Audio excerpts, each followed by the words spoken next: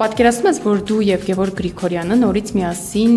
նույն նախագծում կնկարահանվեք։ Պետք չի ընդհանրապես հարաբերությունները խառնել աշխատանքային process-ի հետ եւ ես իմ անունից կարող եմ ասել, որ նմանատիպ բան կարա լինի։ Քեզ դուր գալիս են այն սերիալները, որտեղ դու խաղում ես որակային առումով։ Այո,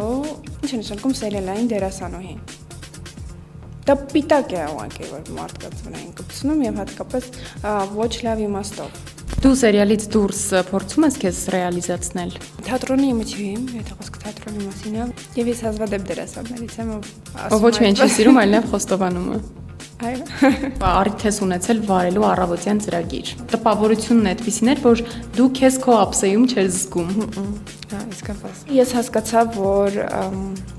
դա ուղղակի իմ չէ, ու ինձ հոգի հարազատ չէ։ Ոնց եղավ, որ սկսնակ դերասանուհուն վստահվեց գլխավոր դեր։ Երևի ասեմ բախտի բերմամբ ախտամարում հերոսուի եմ խաղացել ընդամենը մեկ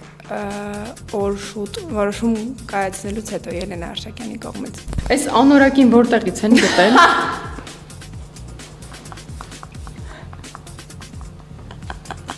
Գիտեմ։